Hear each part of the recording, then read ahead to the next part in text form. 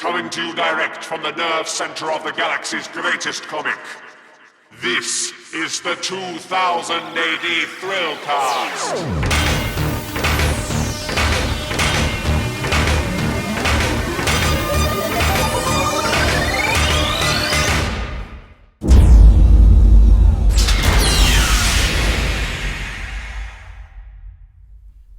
Borak, Athletes, and welcome to the 2000 AD Thrillcast Lockdown Tapes. I'm your host, as always, Mulchar, and on this episode we're talking to artist Shawn Phillips, who is an artist whose time at 2000 AD was relatively short, but has had a huge impact beyond that period. He co-created Armitage and Devlin War, two incredibly popular characters that remain popular to this day. He also did lots of work for Crisis, which was 2000 AD's sister comic on ships like Third World War and The New Statesman. He's gone on to forge his own particular path with American comics. So he's worked on Hellblazer, on Marvel Zombies, and now he's doing creator-owned comics with Criminal and Fatale with Ed Brubaker. But his style throughout remained very much Shawn Phillips, whether it was the fully painted artwork at 2000 AD or his black and white line work much later. And again, sorry about the background noise if you can hear that. So it was great to be able to chat to Shawn about his career, one that I've followed with great interest, and one which I think is worth diving into. So we're going to crack on with that in a second. In the meantime, thanks so much for the feedback. It continues to be fantastic. Thrillcast at 2000ad.com if you want to get in touch. You know what? Let's just hear from Shawn. So it was wonderful to be able to sit down for 2 hours with Shawn to discuss his career, which started pretty early in life, and where it's taken him.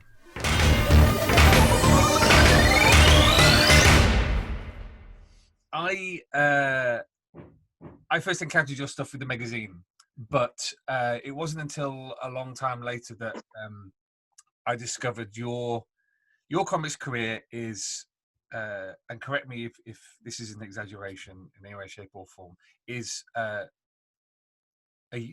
unique one.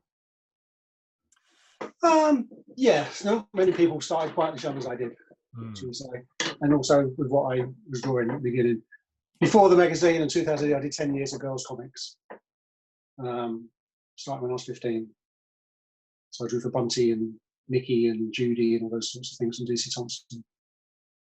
I mean, we'll talk about that in sort of a bit more depth, but were comics always a thing for you? Was it always the thing that you were interested in? Oh yeah, totally, yeah. As long as I can remember. British Marvel started in 1972, I think it was, and I was 7. So I started reading that straight away, but I think I was reading imported DC comics before then, or even other British comics, Buster or whatever, the Beano and Dandy and stuff like that. Yeah, I mean, it was always my preferred medium over TV or film or anything else. And I always wanted to do it as a job, but back then there never seemed to be any way into getting to do that. I had no idea how you'd even approach, a publisher or what things existed. Because reading Eddie Robson's book that he did of you a few years ago, it seems very much that you had a hunger. This was a passion. This was something that was motivating you, because you were making your own comics on a pretty regular basis, and I think you appeared more often in your local newspaper than I did being a newspaper. I was in it a few times, yeah. A friend and I did a strip for the local paper when I was 12 and he was 14. My friend David Holman, and we made comics together. He wrote them, I drew them. Well, we sort of, it all got a bit blurred, but we did that, and in the folly of youth, we took it to the local newspaper and thought they'd at least want to publish this. So, and they did. We got I think we got about £1 an episode or something like that, which back in the 70s was, you could buy 10 comics for that. So that's obviously what I spent it all on. And yeah, there was, the week before it ran, there was a little article that was in the paper as well. Yeah. It's interesting you use that phrase "folly of youth," because looking at the comics that you were producing at the time, you can clearly see the comics that you're reading and Oh yeah, absorb. definitely, yeah. What was it? Was it just kind of youthful confidence that you were like, oh yeah, no, I can do this. This is fun. I'm doing it with my mate. I mean, to our eyes, it looked as good as the real comics. So why not? Why not? You know, it's only when I look back at it, 40 years later, then realise how awful it was. But it didn't put us off. We just carried on doing it, and we did it for years. We did hundreds of pages. I think it helped having other people to do it with. I'm very bad at doing it by myself. If I have, back in the day when I ever draw a sample page for something, I'd have no idea. It'd be I like a script and a purpose. And back then, when with my mate David and another guy Pete Dory, who also does comics nowadays, we egged each other on and we kept each other motivated. Now, we weren't the sort of kids that want to go out and play football. We wanted to read comics, talk about comics, draw, make our own comics.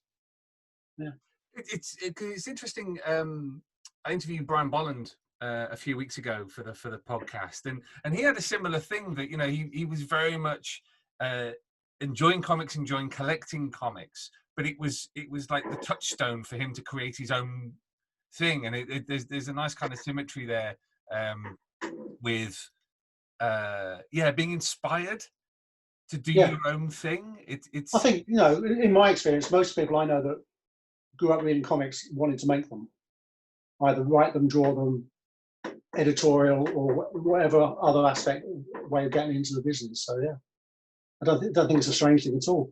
I'd be amazed to find a comic artist that didn't want to do it when they was a kid. What sort of characters are we talking about here? I was a total Marvel zombie. They were the best by far. But I'd read anything. When back then it was really hard to get American comics. They just didn't really come into the UK very much. So you'd be on the other newsagents with like the other 10 people in our town that read comics, fighting over who gets the best stuff. When the Marvel stuff had gone, you'd buy some DC stuff, and then when that's gone, you'd buy Shiver and Shake or Action or stuff like that. There was loads and loads of comics to choose from, and we sort of lapped them all up. I love the idea of this because I think you lived in a fairly small town, didn't you? It's like 12,000 people lived there when I was a kid. Yeah. I just love the idea of this one newsstand, and then come Saturday morning, be mobbed by kids. No, there was on the high street. There was 3 different newsagents, and they all got different comics in. And then on various other parts of town, there's probably another maybe 4 different other newsagents as well. So you cycle around all of them and get to get what you wanted. And there's always a couple of kids that were a couple of years older that could access to. They knew what a postal order was, so they could send away for stuff, or they could write a check, or they could even go to London and go to Dr. Owen Golden Eye or something like that, and actually do it properly. The first time I saw a comic shop, I was 12, and that totally blew my mind. There was a shop where you could just for that.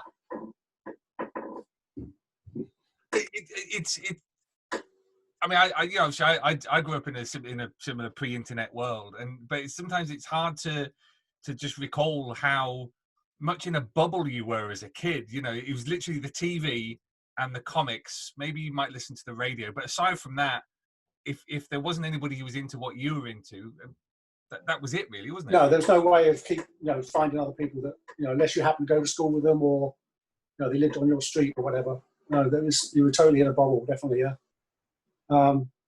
And the sheer lack of stuff. Like I say, most of the Marvel books didn't come into England anyway. So you can get anything you want. There's no fun no more. I'm intrigued by one of the characters that you created. That I think you got mocked by your schoolmate, the size changer. That was one you were in the paper with. Tell us a little bit about that. Sorry? Tell us a little bit about that one. Well, I can't remember. I mean, David wrote that and I drew it, and we both sort of kicked around ideas for it, but it was just a total rip-off of all the other superheroes that could change size. Giant Man and Goliath. The Avengers comic, the British reprint of that was out then.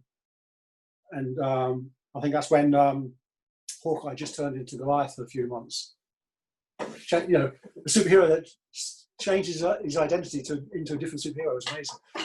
So I mean, it's just full of stuff that we liked in the comics. You know, we had no filter either. I mean, we weren't aiming for a Marvel type comic because it's supposedly a humorous strip we did, and it looks like a comic, you know, human comic rather than a Marvel comic. So it all sort of got matched in together. You know, we read, you know, all the Marvel stuff, Mad Magazine, Beano, Beezer.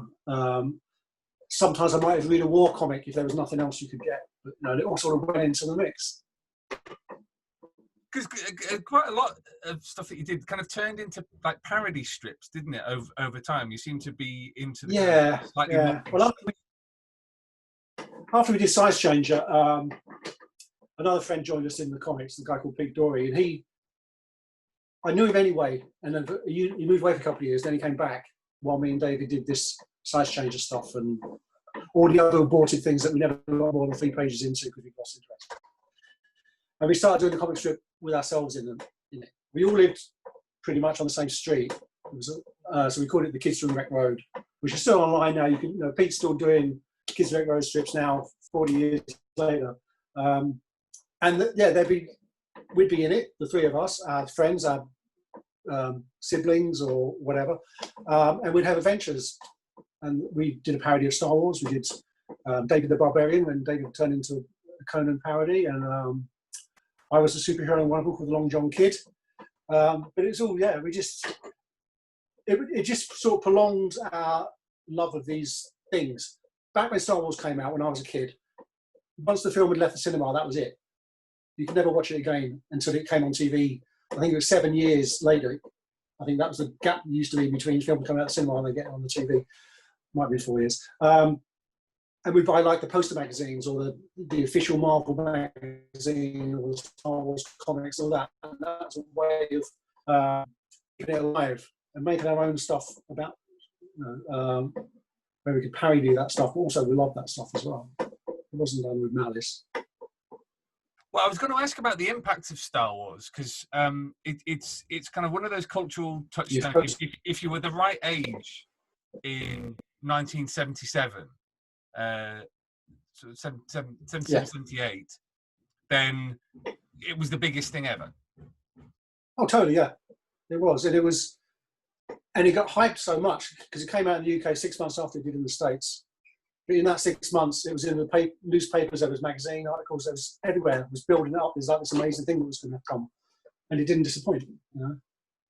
Yeah, I mean, Star Wars changed my life, definitely. You know, if it weren't for George Lucas and Stan Lee and Jack Kirby, I wouldn't be doing this. You know, that was it. They were gods to me. You know, forget about, you know, a football player or anything like that or a movie star. Those were the people. That's really interesting because I think Charles Lippincott, who was the producer on the '95 Dread movie, he was doing the publicity for Star Wars and then Alien in the 1970s in the UK. So that's one of the reasons why he was a big 2000 AD fan, was because he sort of picked him up while he was over there. So it's kind of interesting to see the impact that something like Star Wars has had in outside of the realm of just straightforward, you know, kind of sci-fi movie stuff. Yeah, I mean, it was, you know, they say it's the first blockbuster, isn't it? It's the first thing that had merchandising and lived outside of just those 2 hours on a screen, you know? Yeah, great. All that stuff. I mean, before Star Wars, we were starved of any sort of sci-fi stuff, really. The big things before that I can remember were Kung Fu, the TV show. Everyone, me and my friends, we all loved that. Starsky and Hutch. But apart from that, nothing else really. $6 Million Man, you know, those sorts of things lived outside of their medium. You know, we could play that stuff. We could pretend to be Starsky and Hutch and stuff like that. No, I was. Pete and David were always Starsky and Hutch, and I was always the baddie. 2000 AD came along fairly shortly after that, but yeah, you were never really a big 2000 AD fan, were you? Not especially. No, it took me a few years to get into it. I don't know why, because I was mad on science fiction, you know, after Star Wars, and I was just mad on comics anyway. But It wasn't in colour. It was printed really badly, and it didn't look as good as a Marvel comic to my stupid young eyes. I bought the odd issue, but I never sort of got hooked on it. I bought Star-Lord, which was a similar sort of time, wasn't it? That came out. That was 78. Yeah, 78. Well, I bought that, but that was colour and shinier and more. It just seemed more interesting. It wasn't until I was about 18. So when was that? 83. I started getting 2000 AD all the time then. My girlfriend at the time, her brother had a stack of 2000 ADs that he gave me. And it was the ones from Steve Dillon's Dread Werewolf story. And that was it. I mean, I already knew Steve Suss anyway because he'd been doing stuff in Marvel UK when he was like 16, already brilliant at drawing. And I got hooked then. And then I read it all through college. Around about this time, you started going, I believe, to classes that were run by a comic book artist, Ken Horton. That's right, yeah. Yeah, that was when I was, I think I was about 13, so 78. And me and my friend Pete, who I did comics with, we got to go to this class. It was meant to be adult education, but we were so keen, the school let us go to it. So, and my art teacher also went to the class as well, which was quite surprised on the first day. And yeah, Ken drew for comics. He mostly did girls' comics for DC Thompson, but he also worked on Misty and Tammy and stuff like that for Fleetway and other illustration type things. So yeah, me and Pete went along thinking, oh great, we'll learn how to draw Spider-Man properly and get to work for Marvel. But we didn't. We got to learn how to draw real life stuff. All the stuff that Ken worked on and the stuff that he sort of trained us to do was stuff for the girls' comics. One of the reasons for the class was for him to find new artists. At the time, there was a lot of comics out, a lot of weekly comics, and they were always looking for people to make them. So out of the class, me and my art teacher, Russ, got to work for the girls' comics as well. So Russ gave up teaching eventually. Russ also, he was the first artist on the first Ian Livingstone. The Fighting Fantasy books. Yeah, those. Yeah, do your own fantasy stuff. Russ drew those, which I didn't know at the time because I wasn't into that sort of stuff. But yeah, so yeah, after about two years of the class, I'd been weaned off of drawing Spider-Man and Conan and learned how to draw schoolgirls and gymnasts and ballerinas and stuff like that. And Ken decided to try me out on a strip, so we did stuff together. Yeah. Looking at the what then happened over the next sort of 10 years or so, I guess you can't understate how important that was for your career, really, can you? Oh, totally. I mean, I probably wouldn't have one by now. I probably never got into comics properly if it hadn't been for Ken. Because, like I say, we worked together for about 2 or 3 years, maybe. I'd go to pencil for him. And all his jobs, he had an agent, a guy called Mike Fowler, in Fleet Street in London, so where DC Thompson have an office still, I think, to this day. And it was all be Ken's work. It all looked like Ken had drawn it, but I penciled it in his style, and he'd fixed it, would make it look reasonable, and inked it, and off it went. And I did that for like about 2 or 3 years. So I was about 18 or 19, and then by then Ken was in ill health, so he had to retire. And Mike, his agent, took me on and tried to get me work. And after it took years to actually get consistent enough to actually be able to get work. I mean, I burnt so many bridges by turning in really terrible jobs. But I knew I didn't do it on purpose, obviously. You know, I was just too young and too inexperienced and too stupid to do any good work. So I mean, I did a war story for Fleetway. I think it must have been for Battle Comic maybe. That was around then about 85, so I was about 20. I don't think it ever saw print. I got photocopies of it back with big red circles over everything, showing where then someone else had come in and changed it all. So, you know, I mean, and I did stuff for, I did samples for like an 18 annual and stuff like that, and that never happened. And it wasn't until Crisis came out in 88 that I was mature enough and good enough to actually not mess it up so badly. Your first published work was when you were 15 years old. I mean, that's... I drew it when I was 15, but I think it took a couple of years to come out. Right. DC Thompson worked a lot in advance, at least 2 years in advance, especially on the annuals and stuff like that, which was what my first job was for. Yeah. What were the things that you've kind of touched on this already, but what were the things that girls' comics taught? To draw real things, well, not to just draw people punching each other and flying, which I still have a problem with nowadays. I've never really... So most people that end up drawing superhero comics, in my experience, tend to spend their teenage years wanting to do it and filling sketchbooks full of pictures of Spider-Man or whatever. And I never did that. Well, I did until I was 15, and then I stopped because I was working. So my sketch would be full of trying to figure out how to draw someone doing ballet or riding a horse or something like that. So the girls' comics taught me how to draw normal things. Something like a classroom of 20 girls sat at their desks. That's a really hard thing to draw. I struggle with it now. But, just someone sat in a chair that looks like it's on the floor, and there's a table in front of them, and they haven't got bulging muscles.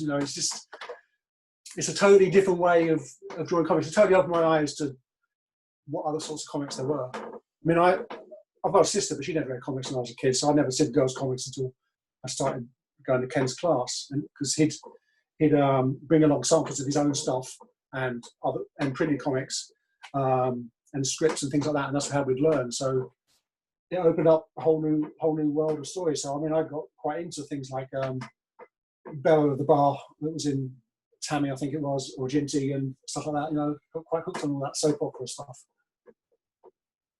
When people talk about the girls' comics, they had their massive heyday in the 60s, 70s, and into the 80s. But we tend to always, I certainly do, tend to always think of it being the previous generation of artists. So your Ken Hortons and your Shirley. People like Jim Bakey or John Wagner. Yeah, they all started in girls' comics. Exactly. But they're that much older than me.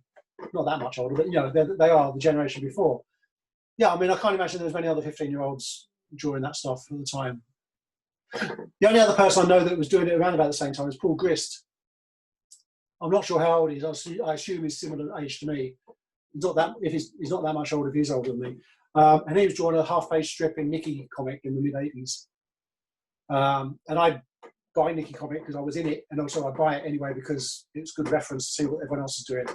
And when I first met Paul about, 5 or 6 years later, he was amazed that I'd read it for starters, and he drew exactly the same. So it's obviously it's him.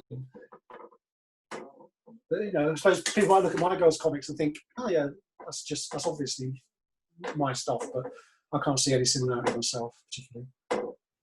When I was 15 years old, I was forced to work in a kitchen on weekends, badly serving desserts. But you actually had a paid job as a comic book illustrator. I mean, did that strike you as odd at the time? No, it was my birthright. Why shouldn't I do it? No, not really, because Ken had opened my eyes to how it worked. It wasn't. It was just a job. Not for me. It wasn't just a job. It was still, even though I was drawing girls' comics, which I wasn't really interested in. It was still amazing to get paid to do drawings, which is what I always wanted to do. Not necessarily comics, but that's how it's worked out. But he just sort of explained how it worked, so it didn't have that mystique anymore. I mean, it was still, the thought of going to draw for Marvel was still like unreachable because they were 3,000 miles away. Even though I didn't know at the time, but Dave Gibbons had started working for DC then, so I mean, it wasn't possible. The only one I know that had worked for Marvel or DC was Barry Smith back in the 70s or 60s even, probably it was. But he had to go to New York to do that. So there didn't see any way of a British person working for American comics back then. Before the internet, obviously, and before FedEx probably as well, as you imagine. But so I sort of, I wouldn't say resigned myself, but I assumed I'd just carry on working for God's Comics. And once I got into 2000 AD, started reading it, I thought, well, yeah, maybe I could aim for that one day. And I did. I mean, I had a few years of sending off the odd sample page to 2000 AD, and I was like, I don't know, 19 or something like that, and never heard back about anything because it was always terrible. But it wasn't until I did graphic design at college in Preston, where Brian Talbot had also done graphic design 10 or 15 years previous to me, but he still lived there at the time, and we shared a tutor. One of the tutors at college, George, had taught Brian previously, and he was the only person at college that didn't look down on comics.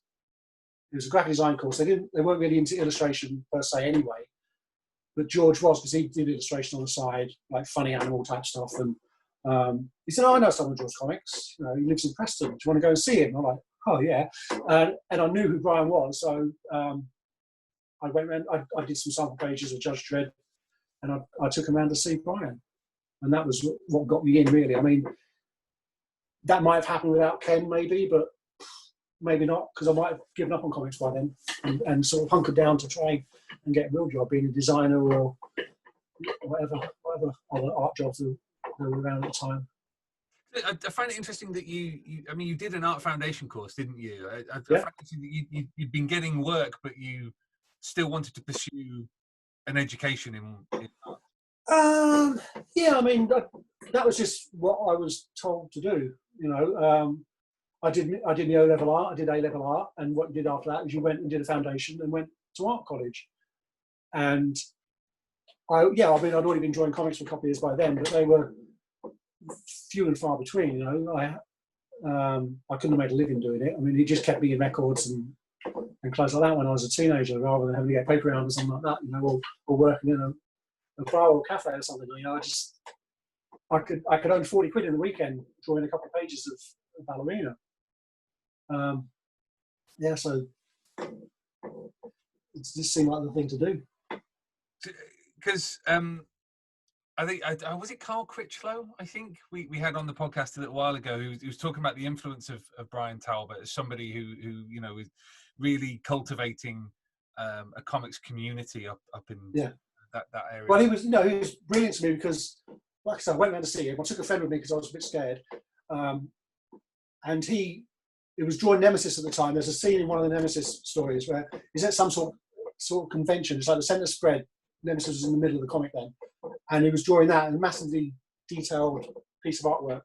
And he had a room in his house just for drawing in, which I thought was amazing, because I'd only ever done it in the bedroom or the kitchen table, you know. And he had like bookcases all around, filled with like I remember the EC hardback reprints that had just come out around about then. So he had those on the shelf, and I think that's what I want to do. I never want to leave my house again. I want to be in a room drawing forever, which is how it's turned out. But while I was stood there in front of him, sweating and showing him my stuff, he actually rang Pat Mills up while I was there to say, "I've got this kid here. You should, you know, give him a job." And it took a couple of years to get anything out of 2000 AD or Pat, but you know, it definitely helped. It wasn't until Crisis came along that I got in there, thanks to Brian. When about was this? When Brian phoned Pat? It would have been 85, 86, something like that. No later than 86.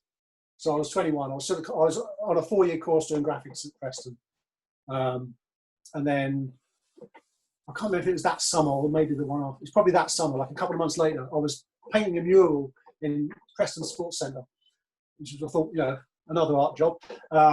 Me and the same friend I took around to see Brian, and Pat phoned me there. He managed to track me down, so he must have been pretty keen. He must have rung my mum, who then said, "Well, he's doing this," and then found the phone number. This is before mobile phones or any of that sort of stuff.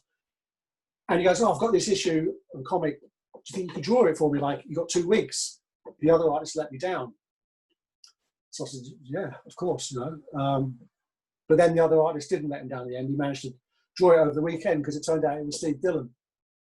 It was an issue of Dice Man, which Fleetway put out in the mid-80s, like a Write Your Own Adventure magazine. And it was getting close to the deadline and Steve hadn't done it yet, and Pat was freaking out. But then Steve just did it like in a few days. And then I never heard it again for another year or two. And then Pat remembered me when they were looking for people for Crisis. There are so many stories basically Steve Dillon was behind and Yeah. the editor was freaking out. Yeah, I don't think He pulled it around. you know. I'm curious as to where you were as an artist at this time, because you'd done the course at college, and you'd done some work, professional printed work. Yeah. Where did you feel you were at the time in terms of a style, in terms of? There was no style. There was no. I still wasn't really thinking of it as a career. Preston was my second choice for college. My first choice was Campbell. I went down for an interview and I showed them like bunting and stuff, and they said, "What are you doing here? You know, you're already a working artist. We can't. You know, we're going to give the place to someone else." So, but I still never. It was just a hobby. It was just what I did for fun, just to happen to get paid for it. And it wasn't until the summer of '87 when I went to London for 6 months to do a work placement, a design place, where it sort of got a bit more accelerated. My agent was in London and we could meet up every week, and it really helped being geographically near him. So we could, it definitely helped in the early days of work for 2008 that I was in London and I could just get something done over the weekend and deliver it. This is before, the internet and you can scan stuff and all that. It doesn't matter now, but back in the day, you had to post stuff and that takes an extra couple of days, and it slowed everything down. But so it wasn't until that summer that I get a lot more work, and that was still girls comics, but it was under my own name, even though we were never credited. It was still, I got the work rather than through Ken, because Ken had stopped by then. But it was still just something I did on the side. I don't think I realised by then that I wasn't a very good designer, and I'd be much better as an illustrator, but more of a genuine illustrator rather than necessarily comics. My girlfriend was working for Design Place as well at the time. She was a couple of years ahead of me at college. And I'd do like drawings of blackberries for Ribena cartons and stuff like that, which I suppose I don't know if they ever used them. I never saw. But so I'd get odd illustration jobs like that, or I'd do some storyboarding for an advertising agency. And I just assumed it would be more like that, more like a rounded career rather than just comics, because it still didn't seem any way of making comics full time. I hadn't had the experience of having enough work to give me that idea that was even possible. That's one thing that's always struck me, and we want to talking about that in a bit once we get to kind of Crisis and magazine.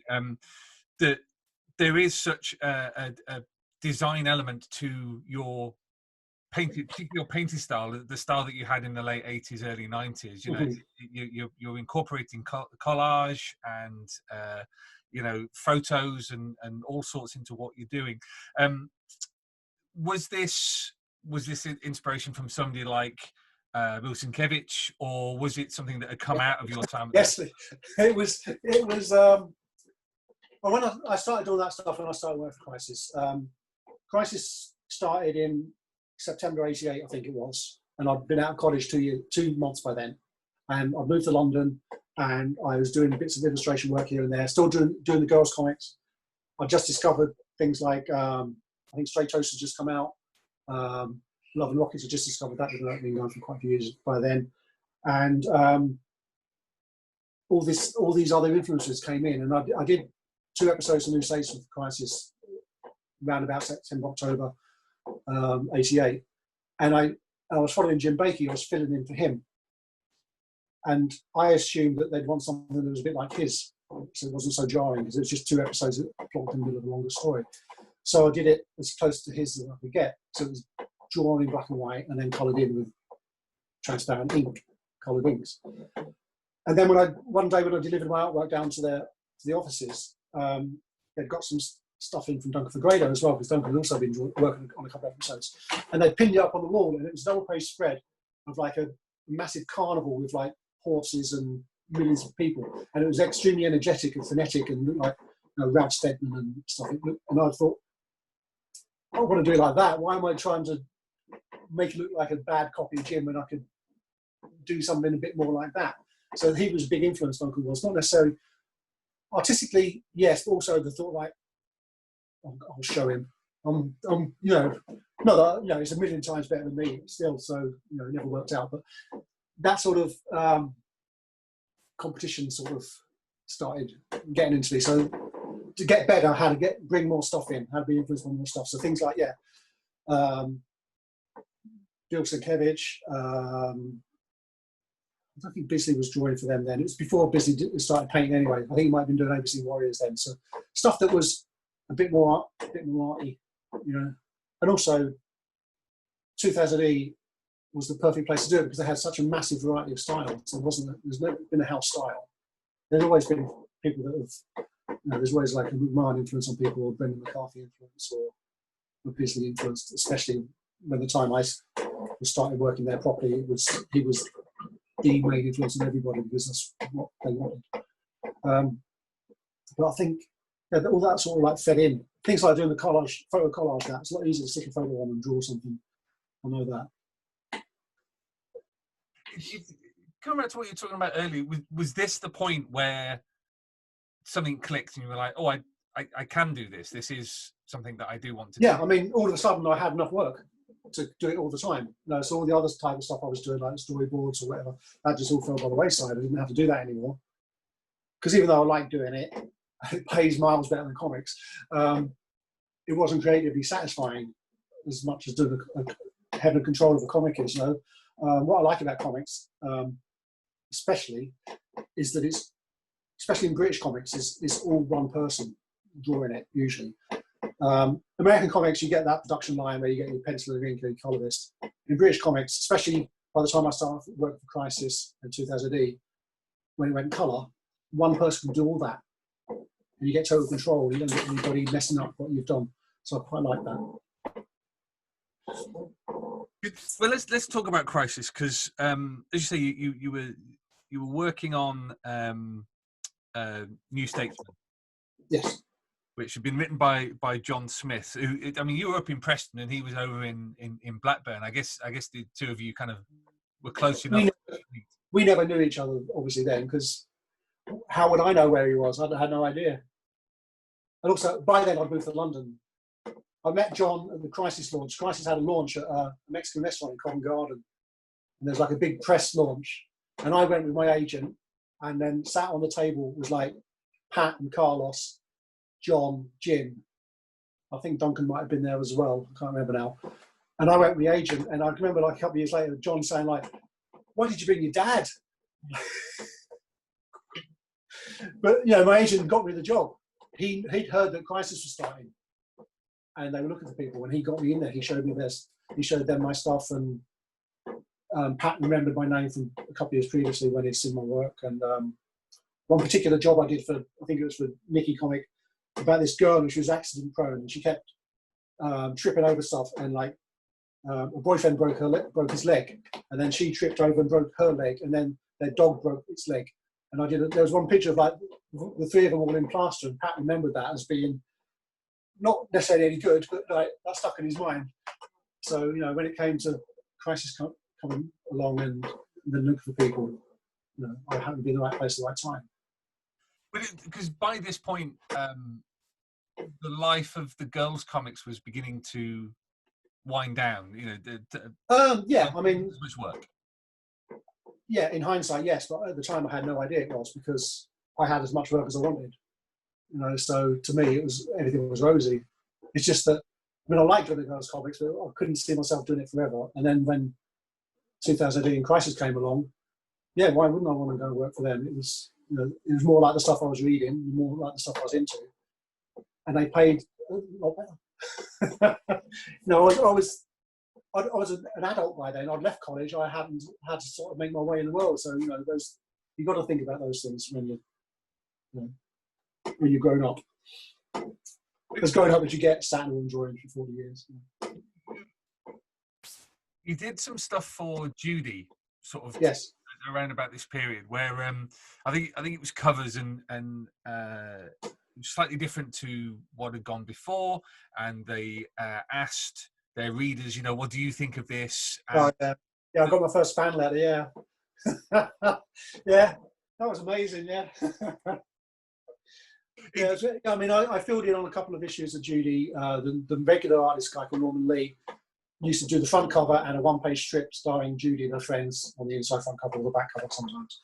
And I did a couple of issues of that when he was on holiday or whatever, I don't know. I mean, this was all through my agent, so I had no idea how it happened or why, or, I just did the drawings and he took them off and they got printed. The reason I bring it up is because there seems to be at this point a new generation of artists. You've named quite a few people there, people like Bisley, people like Vertigo, who are coming into established comics with something of a fresher take, a more modern take on things, and looking at even when you, in your own words, doing a poor imitation of Jim Bakey, there's still, for me, a freshness there, a sense of zeitgeist, a sense of design sensibility. Maybe it's because I did do design at college. I was steeped in what was cool in graphic design. I read The Face every month, an ID magazine, and Blitz and stuff like that. Neville Brody was a genius as far as I'm concerned, and Peter Saville and people like that. And that stuff couldn't help but feed into my comic art, even though it was drawing rather than designing.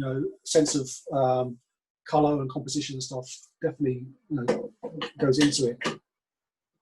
And also, I think maybe that's the first time that people had come through art college. Duncan did illustration at art college, so maybe that meant something rather than sort of only ever doing comics. Based on the interviews I've done with people who went to art college in the 70s, they were basically told not to do comics. So it may well be that by the 80s, comics were becoming cool enough to do in art college. Yeah, I mean, towards the end of my time at college, Dark Knight Returns had come out and Watchmen had come out. So maybe, it was slightly cooler than it would have been a couple of years previously. I never felt I had to hide it when I was at college. This was the time of Deadline and Crisis, and then Revolver. So this was that moment where comics were cool. They could be mature. Yeah, well, Deadline was cool. I don't think the others were. Deadline's cool. We did a signing once with there was some Crisis people, some Deadline people, some Marvel UK people did a big signing in some comic shop in Kent, and they were by far the cool kids, Jamie and Philip and whoever else was there. Whereas Marvel were cool as well, ish, but not as cool as Deadline. And the Crisis people, we weren't cool at all. I mean, a dissertation could be written about that very quickly. But you moved from doing New Statesman. What do you think about New Statesman as a strip? It's unusual for British comics to have superheroes in, no matter how deconstructed they may have been in John's story. I've not read it for years, so I couldn't possibly comment. The drawings were lovely. Not mine, Duncan's and Jim's. They were great. And John's a singular writer. He's got his themes and he puts them in absolutely everything he does, which is good. That it's a John Smith script every time. From that, you moved on to Third World War.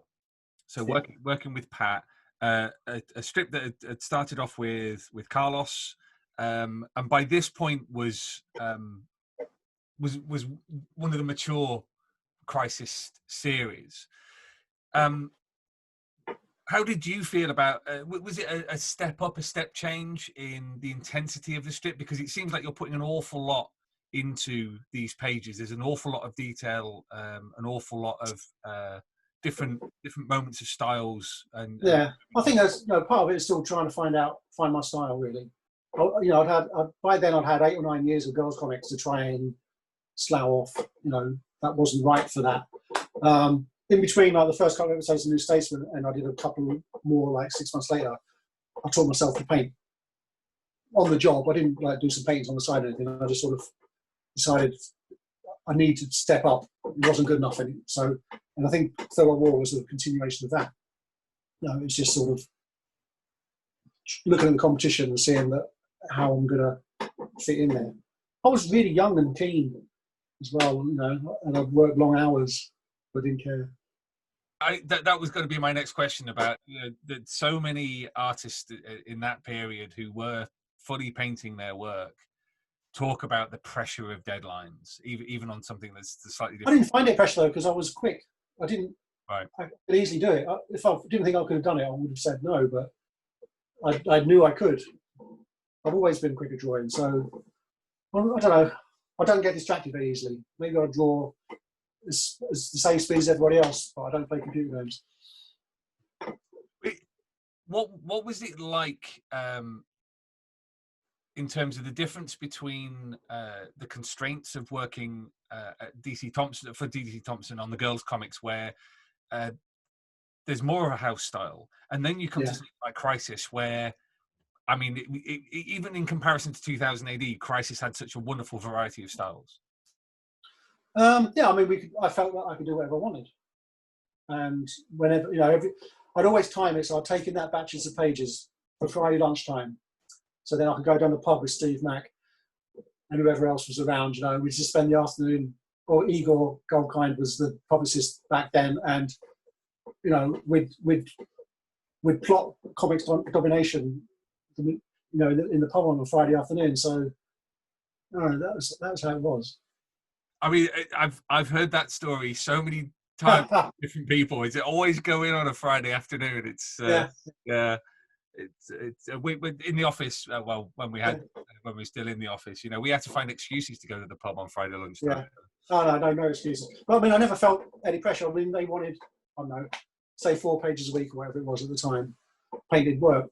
That was no trouble, Especially once I'd got the hang of painting, it was hard. I was obviously a lot slower at the beginning, but within 6 months it got much better because I was full time then. Crisis was the first time I'd been full time on doing comics. Before then, I was still at college, so it was only ever in my spare time.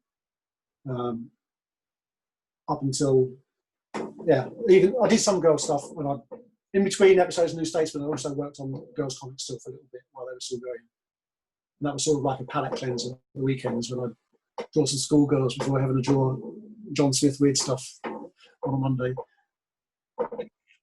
What about you at this time? Where were you in terms of your mind, your style, how you were approaching your craft? Who was Shawn Phillips at this moment?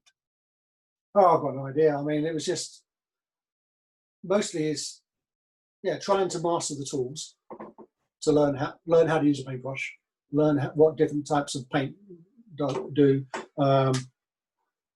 Being in London and near comic shops was a massive eye-opener, so I could read a lot more stuff and take a lot more stuff in. So I think it's always been like that, though, since that opportunity was there.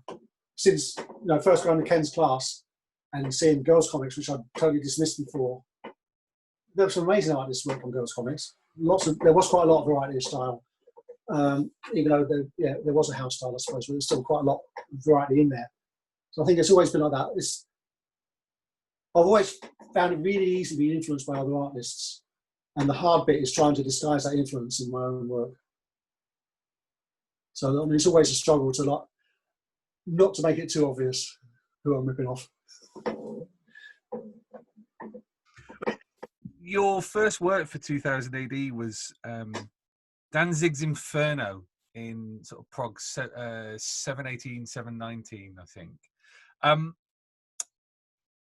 Was this? You by this point you were reading 2000 AD. It was you finally got into it. Was this something special? Was it just another job where you were like, oh, I finally got in here? No, it definitely felt like a step up. Yeah, okay. Yeah, definitely. I mean, I'd done a couple of covers before that Danzig's thing. I did the cover for number 700 and another one a bit earlier. I did a sample cover just off my own bat to show them that I could maybe draw some sci-fi rather than just, the more realistic stuff that I was doing for Crisis. So, yeah, I mean, it definitely felt like I'd, leveled up a little bit. And there was quite a separation between the two offices at the time. Richard Burton was editing 2000 AD of Alan Mackenzie, and Steve Mack was on Crisis. And, they didn't tend to approach each other's artists very much. I mean, obviously, Carlos and Jimmy both worked for 2000 AD, but once Carlos could draw 15 things at once, it didn't really matter. But most people could only work on one thing at a time. So, They sort of kept away from each other. Yeah, I mean, it was a thrill, and the dancing thing was with John again, so that was his weird stuff, and it was painted, and it was only about 10 pages or so it was an excuse to experiment a little bit more again with what I was doing. So there was more collage, there was more paint, there was painting stuff, and then taking a photo, and then videoing it and sticking the photo on the page and stuff like that.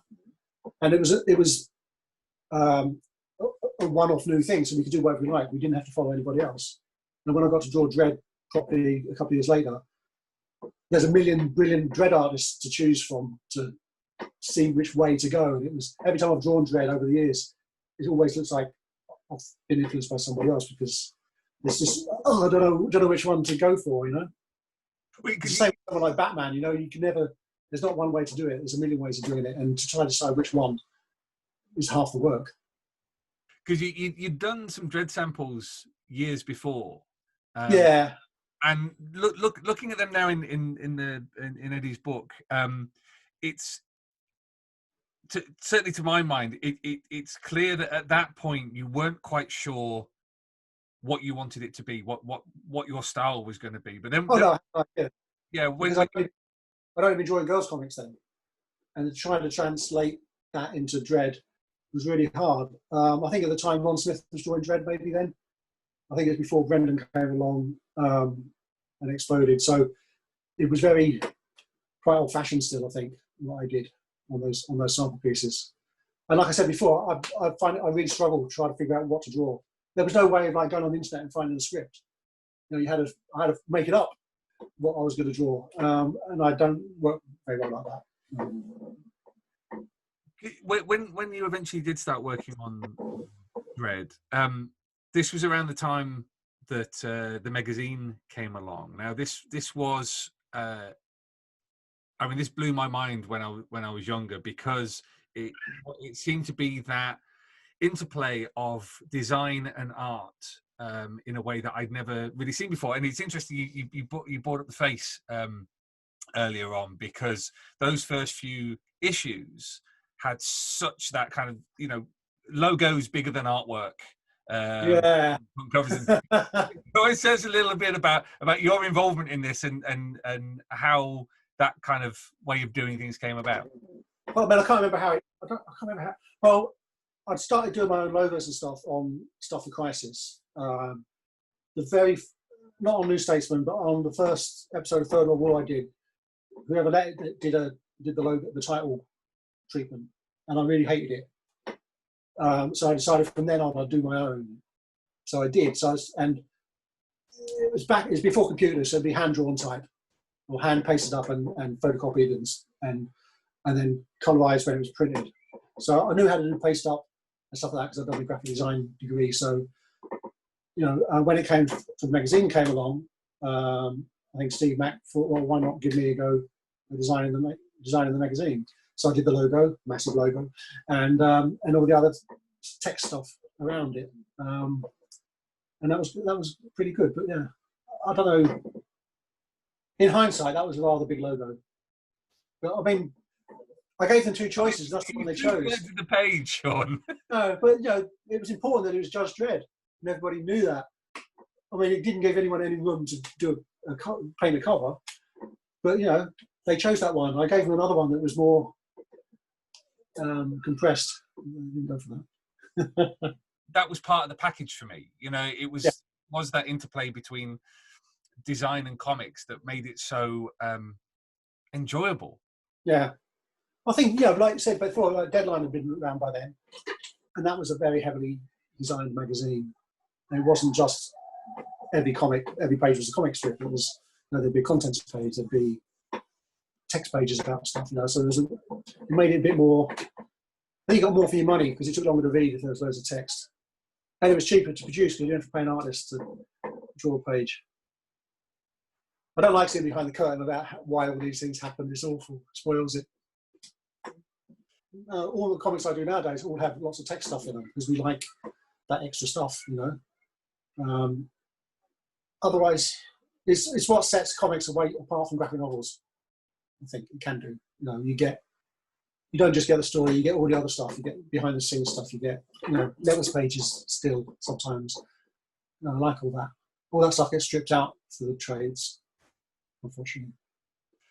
You went on with the magazine to do two very important, very influential, and long-lasting series, which was Armitage and Devlin War.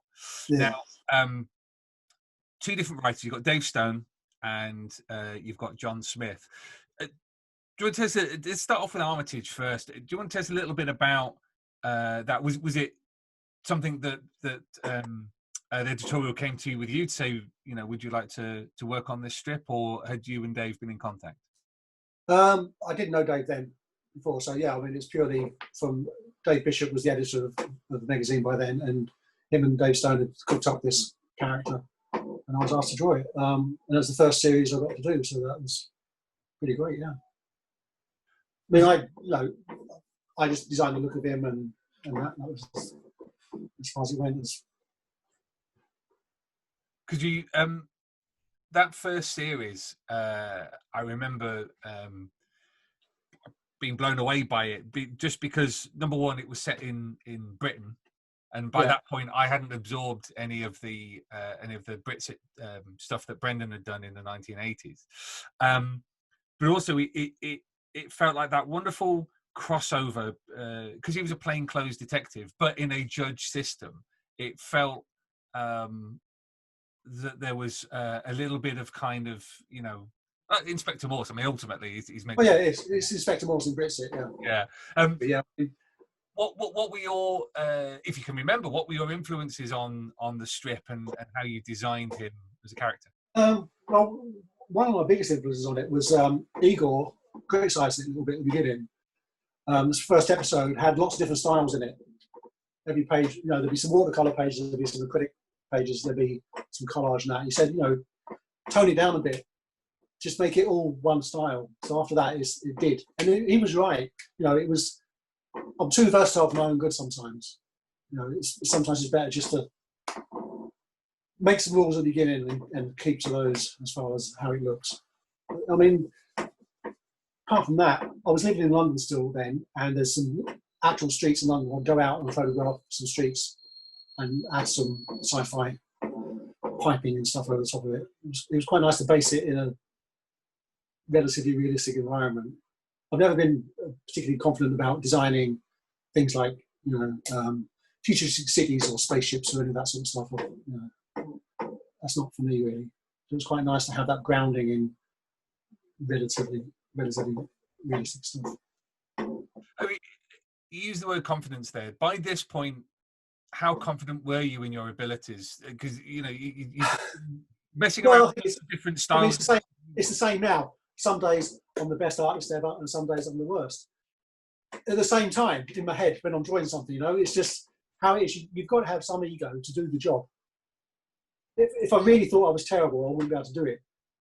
But I don't think I'm so good that I shouldn't make the effort. I don't know. It's just, I don't think it's really changed much since then. I mean, that's 30 years ago. I was drawing Armitage nearly. God, it's 30 years ago. And I still, most days I still don't know if I'm any good at this.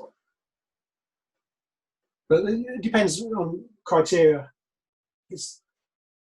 Over the last few years, especially since I've been doing the create your own stuff for the last 15, 20 years, a nice drawing isn't an important thing anymore. It used to be, especially the time when Bisley was painting Slane. That's what everybody wanted, and there's no way I could paint as good as him. So it took me a while to realise that wasn't the important bit. That isn't the bit. That isn't my strength as far as what I can bring to a comic. It's more about the storytelling and deciding what to miss out and what to concentrate on, and how to tell the story rather than how shiny it is. Well, it's fascinating for me how as you've because you had your painted period, let's call it that, but then you've certainly over the last few years you've been a line artist. It's black and white art.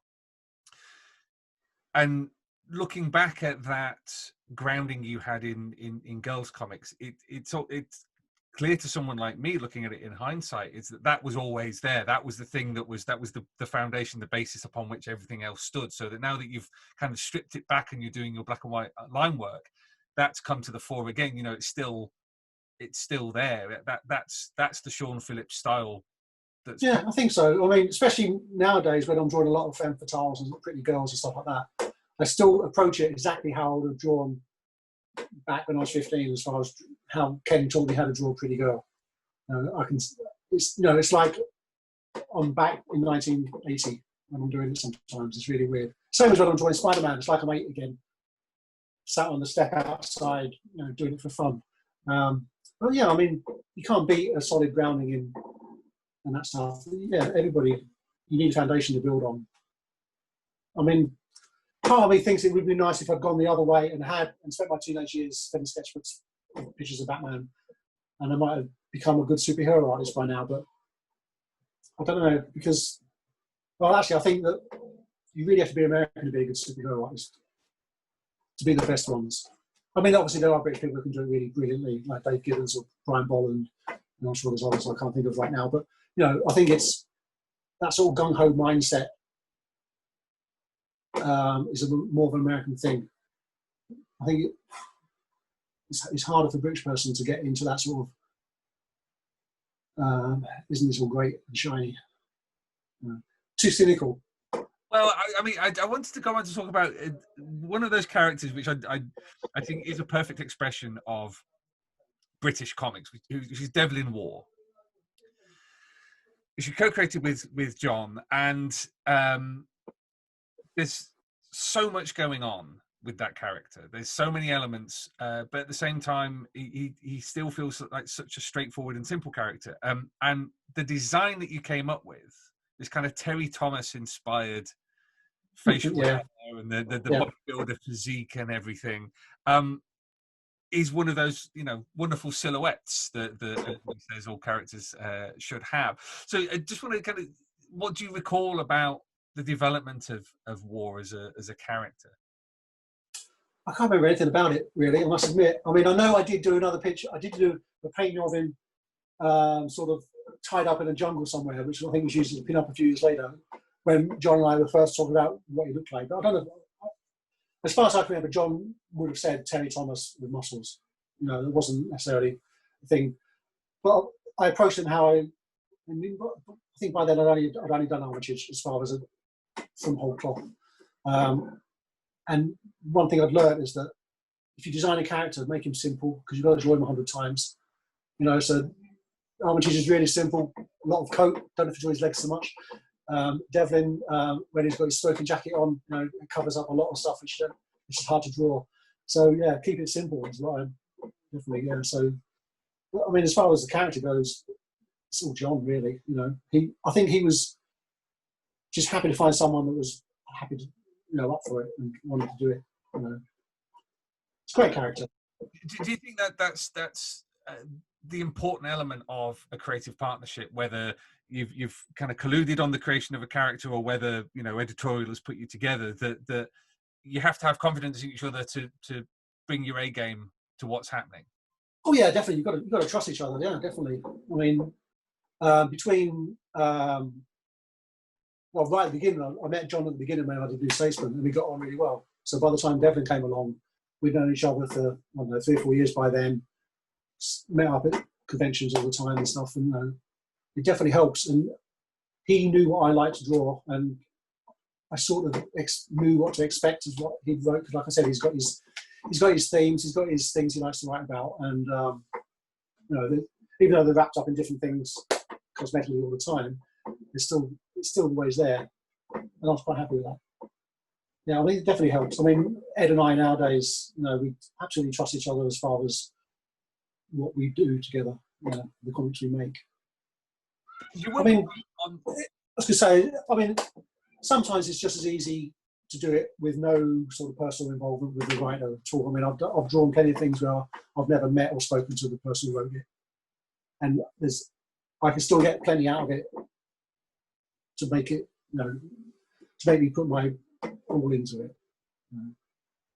I can't think of anything or any project I've ever done where I got on so badly with the other person that it spoiled it for me. Give it time. There's always time. I mean, hopefully I've still got a few more years to go. But I'm lucky that I don't have to work with people I don't like. And I can pick and choose, And sometimes, still, well, not so much nowadays. I only work with Ed, but say 15 years ago, the thought that someone whose stuff I was a fan of would want to work with me always still be in my mind all the time.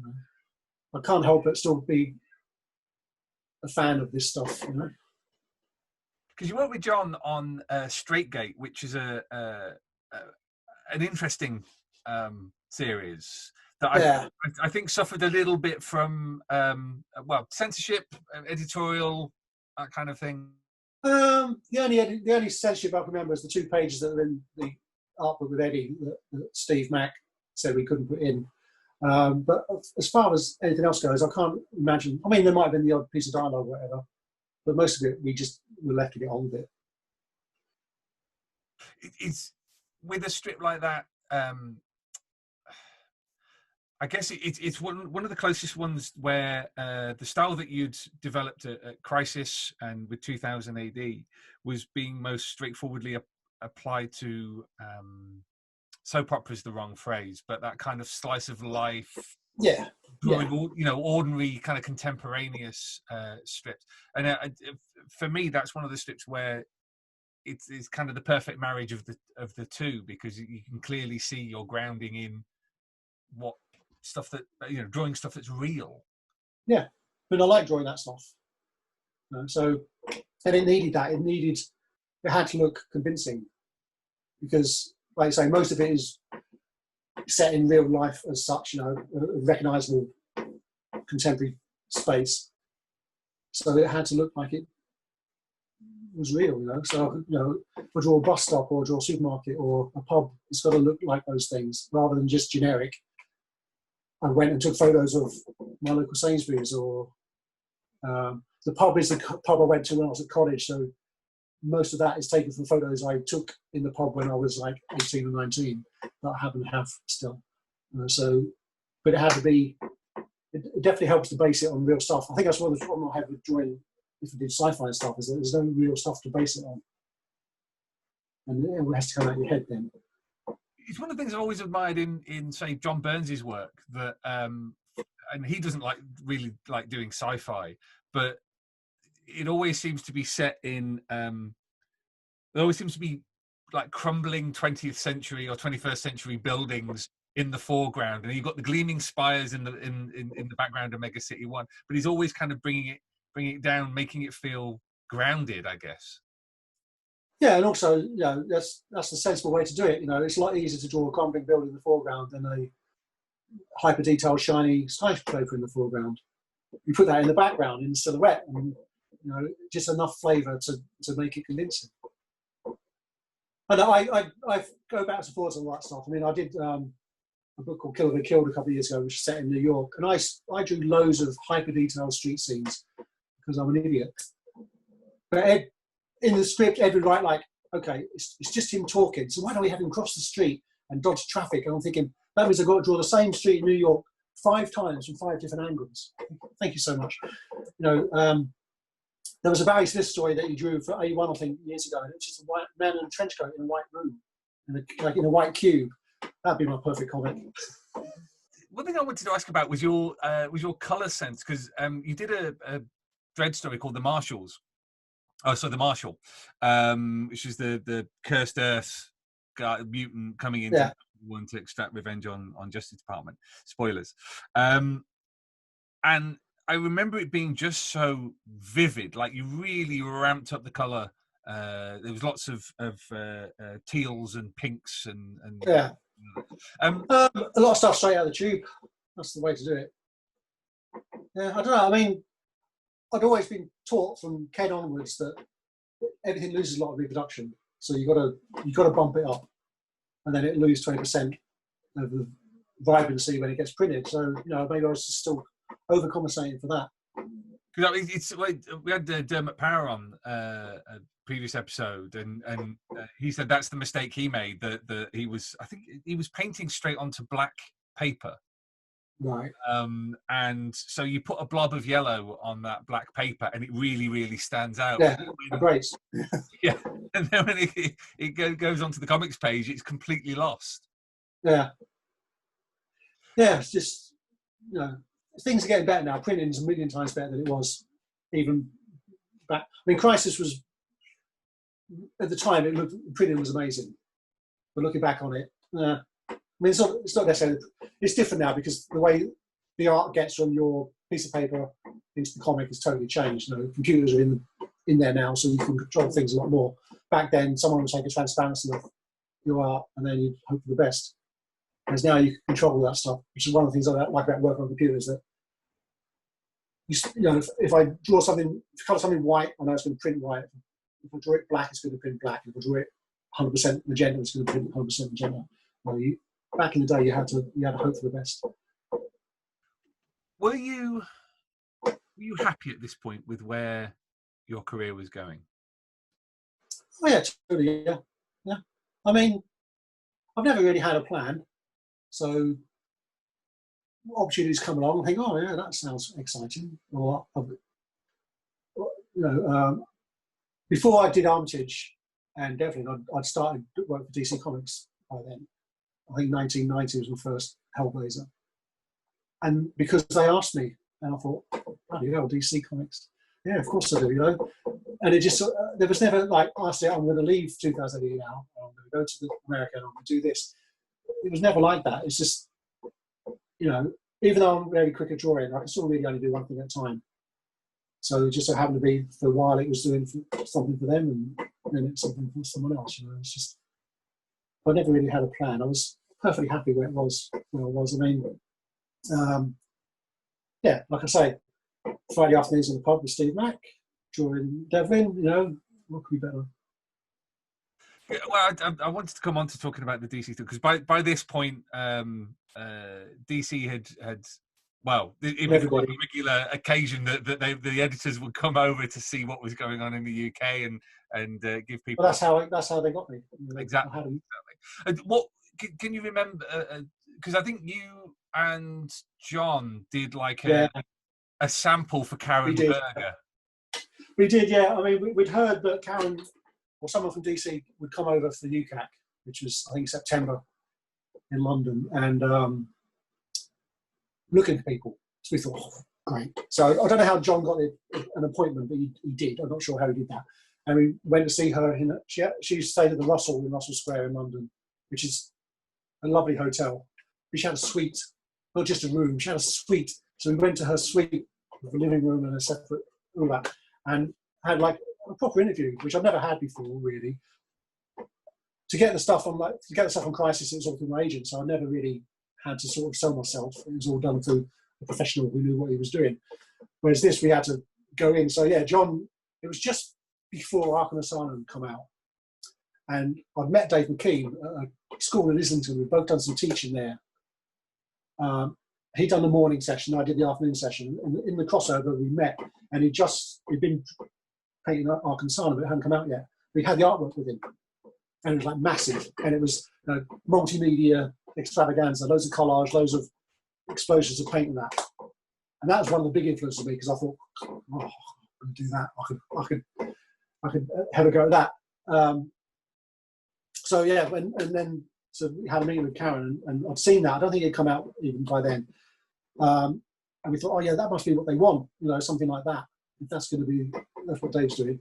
So we did a Two-Face proposal, and I painted it as my best Dave McKean, and John wrote like a 2-inch thick synopsis of the story in his best Alan Moore impersonation, and I painted the first 6 pages, and we took it along to see Karen. We had no idea who she was. All we knew was she's someone from DC. We assumed they all love superheroes. They must all love Batman. Why would you work for DC if you didn't love Batman? But she had no interest in that stuff. We didn't know. It was before Vertigo, but she was in charge of Swamp Thing and Hellblazer and a few other things that ended up becoming Vertigo eventually. So she was not interested in the slightest in Two-Face. So she just said, thanks, but no. And off we went, and that was a disaster. But then a couple of months later, probably 4 or 5 months later, they were looking for somebody to fill in on the issue of Hellblazer, and she remembered me. Because I'd shown her, not just the Two-Face stuff, I'd shown her, I don't know, probably my girls' comics still, but definitely some other black and white things to show that I could draw in black and white. And yeah, that was it. So it was as easy as that. I don't know what to say to people nowadays when they say, "Well, how did you get into comics?" I say, "Well, just ask me." With something like Hellblazer and all the Vertigo stuff, it seems such a natural extension of what had been happening with Crisis and the other kind of British let's just say non-branded comics that have been happening. Were you aware at the time that this phase of Vertigo, this kind of 90s phase, was something special, or was it, as you say, just work that somebody was willing to give you? Well, when I first started working for them, it was I did like 3 or 4 issues of Hellblazer, an issue of Doom Patrol. What else did I do? I can't remember now. But it was still just like piecemeal things. I probably stopped on the girls' comics by then, but I was still drawing Devlin or Armitage even, and whatever else came along. So it just felt like another little part of a bigger career. There was no sort of I couldn't see it from far enough away to see that there was this thing happening. No, because I read some of the comics. I suppose Sandman must have been out then as well. I never really read Sandman because I didn't like the art. I used to buy Sandman occasionally, and I'd peel the cover off and keep that and throw the rest of the comic away. And then when DC started sending me the box and everything every month, again, peel the covers off and chuck the comics away. Terrible. And also, I was focused on my own little part of it, which was drawing a couple of issues of Hellblazer. It didn't feel like part of a movement, really. I mean, there was a few people working for DC then, British people that I knew, like Duncan was by then. Who else? John McCrae, maybe. So it felt like there was somewhere else to go. Crisis had stopped by then, Revolver had stopped by then. 2000 was really the only thing left that Fleetway were doing. And I was never really any good at sci-fi particularly. Dread's okay because someone else has figured it out. But like I say, there's always a million choices to make on what your version might be. So I found the Vertigo or pre-Vertigo stuff, real life stuff, people standing around smoking and talking. I could do that. It still took a while. I mean, it took probably 3 years for me to settle down into figuring out how to draw in black and white properly. Well, I was going to ask about that because although Vertigo didn't necessarily have a house style, how did you change to adapt yourself to what you felt they wanted? Well, they wanted something darker than what I was giving them to start with, I think. I'd had 10 years of drawing girls' comics, very open, linear stuff. There wasn't much black in it, and everything was very tight and precise. Well, as tight and precise as I could manage it. And then the big influence, again, Dave McKean. He drew an issue of Hellblazer with Neil Gaiman, the Holby issue, and that came out just as I was drawing my first issue of Hellblazer, and that was like, they've got. There is a house style as such, even though it was only one issue of one comic. And also the guy who drew Sandman at the beginning, I don't know what his name was, but he had a similar scratchy, dark, energetic style, So it took me a while to figure out how to apply that to my stuff. So like I did a few issues of Hellblazer in the 30s. I did number 51 with John Smith as a fill-in. And then I came back at number 84 for like a big long lump of it 3 years, and it took me till then, but halfway through that issue 84, to figure out what they wanted and how I wanted it to look. So I mean, they had a house style in a way that they wanted it to not look like smooth superhero art. But apart from that, I don't think they're open to ideas. Definitely, and I think it's up to individual artists to sort of like struggle with that and try and figure out what they could offer. Do you think that phase, that transition has had a lasting impact on your style? Because looking at the images of the stuff that, for example, on the Doom Patrol issue that you did, it's very smooth, very clearly like a Dave Gibbons, Brian Bolland influence. Yet your style now is much more. I mean, you use the word scratchy, but the line work is much more febrile. It seems to have a movement in of itself. Is this the phase where that style began to emerge? Definitely, yeah. I mean, that first of my run on Hellblaze number 84, I drew like 5 pages in a similar style to Doom Patrol and the issues of Kid Eternity I did. Brushy, smooth. Realised that was wrong and threw those away and did it again. And then picked up a dip pen, stopped penciling and just went straight in with ink and just did it. And it was definitely a eureka moment. That's the last one I had as well, and that was like 1994. So, but I think I definitely upped my game. It looked like me then. How it looks in my head got onto the paper a bit more. Never gets there 100%, obviously, but there was more. I felt like I knew what I was doing with it. Individual drawings were still terrible sometimes, but the overall thing was getting there. Yeah. You did a whole load of covers for Kid Eternity, and they're strong, design-led. Lots of nice contrast. Clearly, key ideas behind them. And I'm wondering if that harks back to the part of our conversation where you were talking about commercial illustration, about that kind of sense of having control over that moment, every element of the image. Yeah, maybe. I don't know really. I mean, by then I've been painting for 3 or 4 years, maybe, doing the Crisis and 2008 stuff. And I think it's just there was one of the good things about the Vertigo covers. They all had that vertical stripe down the side, and that gave you something to play with. And the logo and all the trade dress was really well thought out. I know Ryan Hughes did my Kid Eternity logo, but I think Richard Bruning did the rest of it, the rest of the trade dress. I think he did the Vertigo house start, trade, and there was an anchor then to have an idea on as far as the covers went. So I mean, I did a lot where the strip would be a totally different picture to the main cover, and you could play with 2 different things then. And then after a while, I realised that I could repeat in the strip on down the side the previous month's cover. I don't know why I thought of that. So there'd be a colour photocopy of that pasted onto the painting, and you could. So it's all sort of like joined together in a series.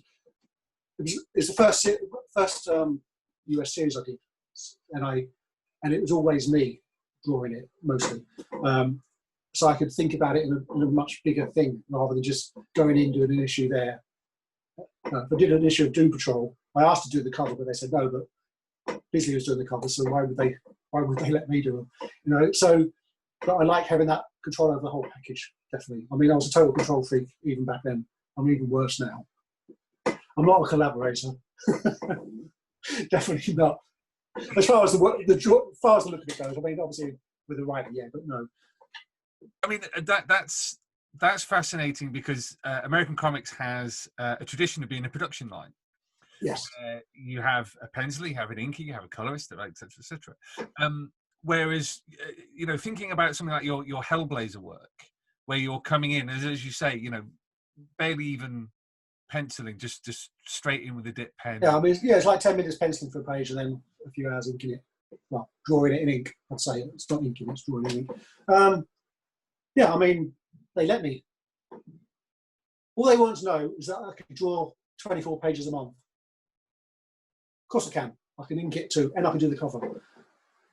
And so I did. If I hadn't managed it, then they would, either fired me or got an inker. And I have had inkers before occasionally, but it's always been because I really want to work with that person, not because I need one. I wanted to see what would happen if I worked with that, how our styles would mesh in that. So I've always had really strong, overpowering inkers, which I love.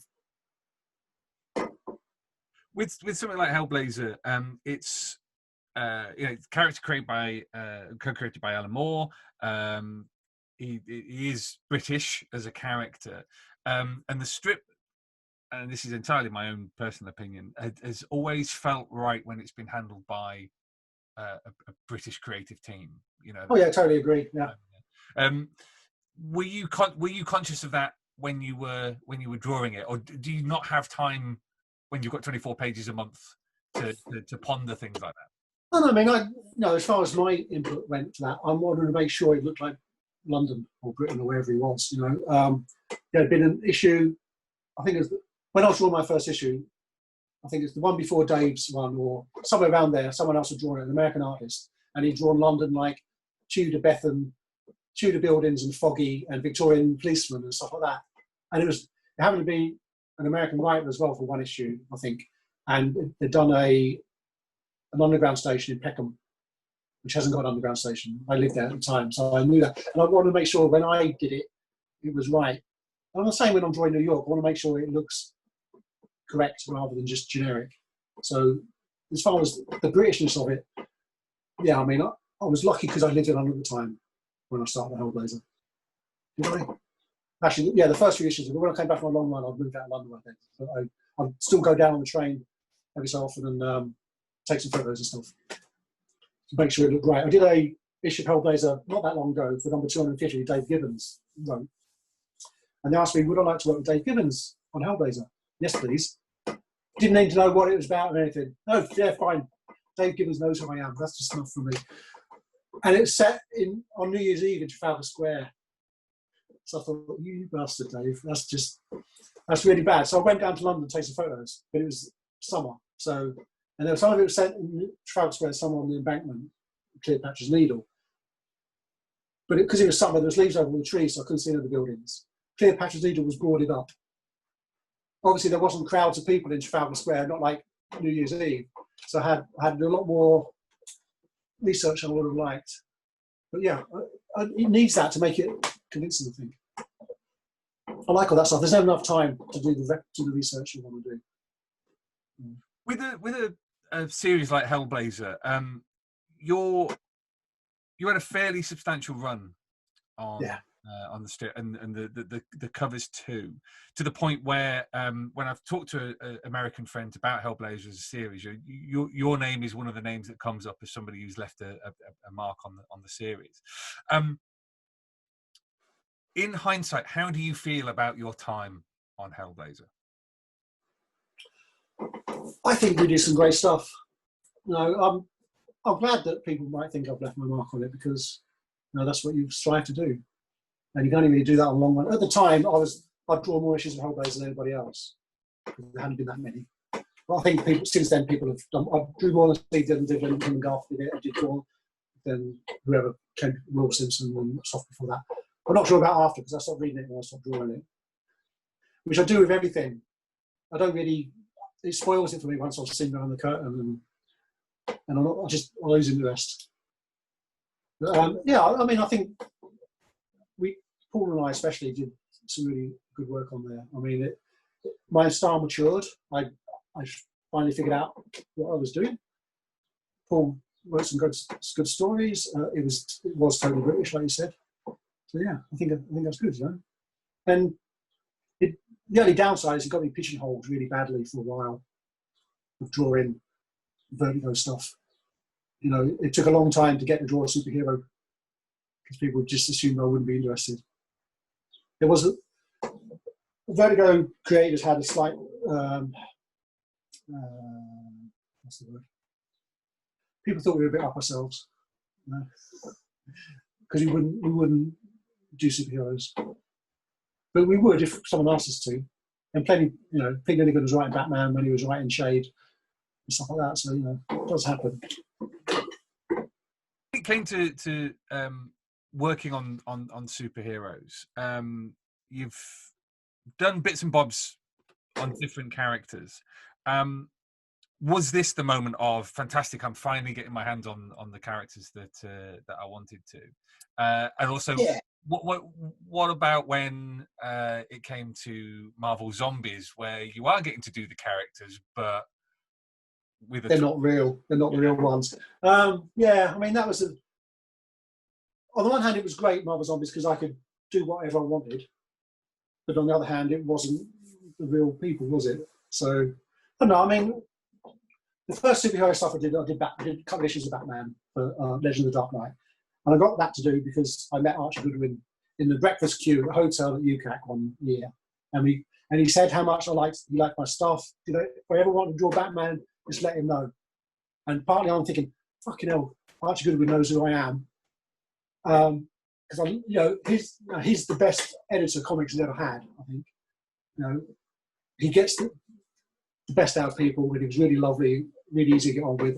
And he wrote some great stuff. His Manhunter stuff in the 70s and all that. I loved all that stuff, all the stuff he did for the Warren magazines. I was just so flattered that he even knew I existed. I said, yeah, of course, I'd love to draw Batman. So I can't remember what else I was drawing at the time. Maybe it's Hellblazer. Yeah, I was still drawing Hellblazer because I took an issue or two off. I said, I've been asked to draw some Batman. Can I take a couple of issues of Hellblazer? And he said, yeah. So I rang Archie up and said, right, I'm free next month. And he's like, oh, really? Oh, okay then. So we ended up, I did some Batman for him with Paul Jenkins because I thought I'd better ask him first. And he said yes. So, and I didn't know he had interest in superheroes before anyway. So, but that was definitely one of the ones where I felt like I'd made it a bit. And then I did a couple of issues of Spider-Man again with Paul and some other ones at Marvel, and that was another one where I thought, bloody hell, yeah, you know, dream come true stuff. Definitely. Your time with superheroes, let's exclude Marvel Zombies from that for a second. Yeah. But your time with superheroes relatively short because you've done lots of Hellblazer, and it wasn't that long until Criminal came along and Marvel Zombies. Do you feel satisfied with the amount of straight superhero stuff you got to do? Yeah, I do. Yeah, I mean, the ones I've done, I've just gone in, done a few issues, and left again, and there's always been enough to scratch that itch. You know, there wasn't that many on the list that I really wanted to draw. Batman. I did some Superman stuff with Mark Miller, but I wasn't really a great fit for that. You know, my stuff's a bit too scratchy, dark for that. Even though I tried not to be then. And Spider-Man and Conan. And I did a Conan story with my childhood friend Pete Dory.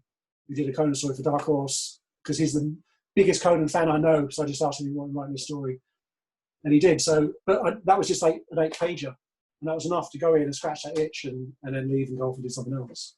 I feel like, I don't know, I'd like to think I still had it in me to do like a Mark Levin superhero series. No, you getting on to, I don't know, 12-ish.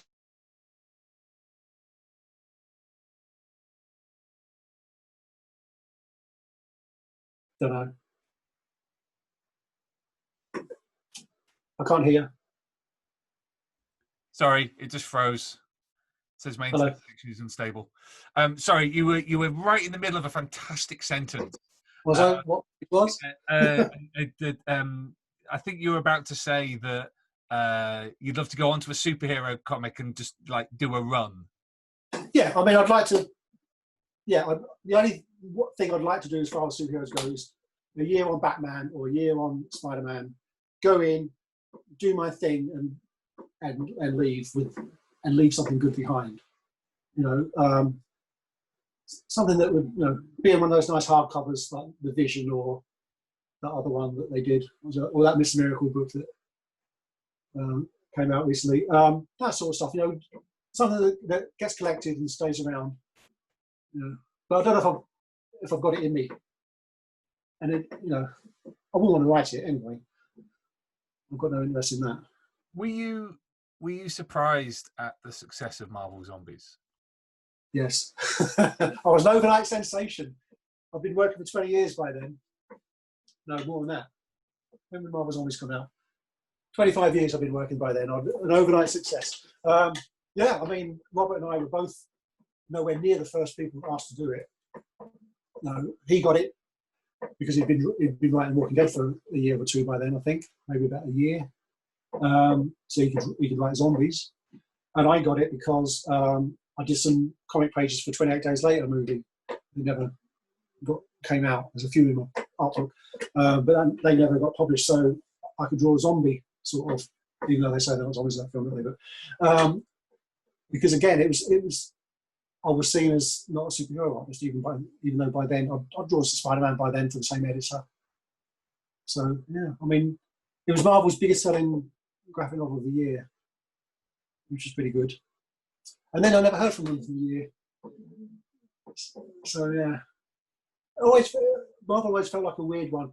When I worked for DC and for 2008, I always thought that I was part of it a bit, especially 2008 because it was such a small thing. You know, there was only 3 or 4 people in the office, and it felt like an exclusive club. And DC felt a bit like that, especially at Vertigo with Shelley, Bond, and Karen Berger. And you felt like they actually remembered you when you weren't working for them. Do you know what I mean? Rather than just for that minute when you hand over a page and then they forget about you. But Marvel always felt like you were sort of, they opened a little window in the wall. You poke your artwork through, they close it, and then that'd be it for a year. And it still feels like that sometimes, but not the work for ages, but even throughout Marvel's Zombies, it felt like, I don't know, it just didn't feel like a welcoming place. It was different later when Axel went there, because I've known him for years at Vertigo. But when it was whoever was before him, it just felt a little bit, they had their people, they didn't need anybody else. Especially someone like me who can't draw superheroes. Let's get back, because I appreciate we've been talking for quite a while, because I want to talk about Criminal, because I remember when Criminal first started coming out, and I had a conversation in OK Comics in Leeds, which is the store that I went to, and I remember it was either me or somebody else expressing surprise that crime comics was still a thing. I think there was one other one at the time. Yeah, and that it was great to see a crime comic, but there was clearly no legs in this because. Well, it's always been an uphill struggle. I mean, we sell enough to carry on doing it, but it's not like the next big thing, I don't think. But we never thought it was going to be, really. Ed wanted to write crime comics that didn't have Batman in them, and I wasn't necessarily looking to draw any superheroes. And we got on well when we did Sleepers together, and a couple of Batman things as well. But you know, we were both looking for something different, something that was ours as well. I mean, I'm not complaining. I've had a brilliant career, but until Criminal came along, I never knew what was coming next. It would always be whatever I got offered to do, and it always felt like there was never any stability there. There's always some, because comics take so long to draw. You've always got at least a month of knowing what you're going to be doing. But it never felt like, and I can remember when I was a kid, all the comics I read as a kid, all those brilliant artists who drew those or wrote those, they all went out of fashion. Because, well, as far as the editors thought, they stopped getting work. And the editors are the bosses. So, you know, I didn't want that to happen to me. If it happens to, the best ones, it's definitely going to happen to me. So I wanted somewhere I could control it. And Ed was thinking the same thing. It just so happened that we were both in the same place at the same time, where we can, it didn't matter it was a crime comic, it would have been whatever Ed wanted to do, really. It's just something where we could have it forever. We keep it in print. We can do what we like with it. Yeah, one day it might be a movie or whatever, but that didn't really come into it. That would, I assume it'd be a terrible film, but the money would be good. But it's just that we could do exactly what we wanted, and we can. We don't have an editor. I say, whenever Ed sends me some script, I say, that's great. And I send him some drawings, he goes, they're great. And that's it, I've worked a long time to get to that position where I don't have to do anything anybody else says. That'd be a really hard thing to give up, to go back and draw Spider-Man. Was it an idea that came fully formed? Yes, it was. On Ed's part, yes. I mean, the original synopsis he sent me was the story for the first book and about another 3 or 4 different stories as well, which we've only done one of those. The other 2 haven't happened yet. They're still waiting for one day. Yeah, I mean, but So yeah, as far as what he wanted to write, he'd always wanted to write crime stuff.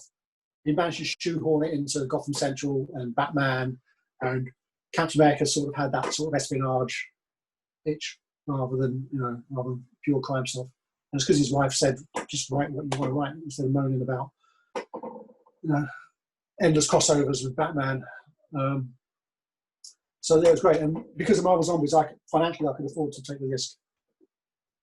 Because Marvel Zombies sold so well, I made royalties first time for 15 years probably, because nothing ever sold well enough to make any royalties.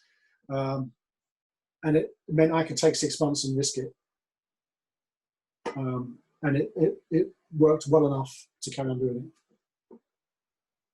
Oh, clearly it's worked well enough because it's as you say, it's become your thing. It's the thing you work on, and you've also done Fatale, which is in the same genre of noir.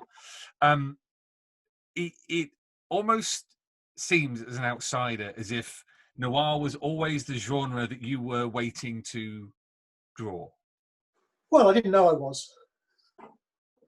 The stuff I like to draw is quite shadowy. Lots of black, lots of real life stuff, and it just so happens that fits that subject matter. But it could easily have been horror. It could have been, what else could have been? I don't know. It couldn't have been romance because But yeah, I was never a massive fan like Ed is. Ed knows all this stuff. He knows. He comes from a family that's into that stuff. His uncle used to write film noir in Hollywood back in the day. So, like the stuff we put in the back of Criminal and all the other comics we do like an essay about a film or whatever. It's always new to me. And because I know nothing about this stuff, it just happens I draw in a way that suits it. It's also interesting that, particularly with covers, and there's also been, I think, with the original Criminal run, you had like a painting for before the back matter. Was that? Yeah, we do that. We still do that now.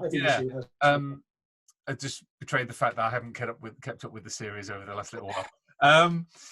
But it seems as if you're in a position where you're able to draw what you want, but you're also still able to scratch that itch of doing other style, doing other medium. Oh, definitely, yeah. I mean, in the main comic pages, it's pretty much of a muchness, I think, mostly, unless we do something specific where it calls for a different style, like in the Criminal book Last of the Innocent, where it's meant to be like an Archie comic type thing. Even though it wasn't really, because I'd never read an Archie comic. It was how I used to draw comics with my friends when I was a kid, but slightly better because I'm older now. But so that sort of style fitted in, and as far as the stuff in the back, I always do it at the end of the month when I've drawn the comic. The cover's done months before for solicitation, but I draw the comic, and then on the last couple of days when Jake's colouring it in, we do the essay, and it gives me a chance to try a new technique.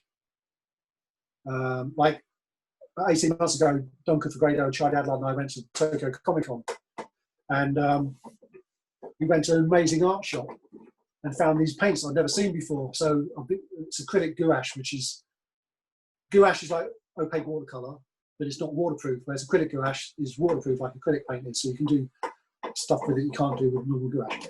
Anyway, I bought some tubes of that, so I've been doing loads of paints with that in the back of Criminal in the last year because I can.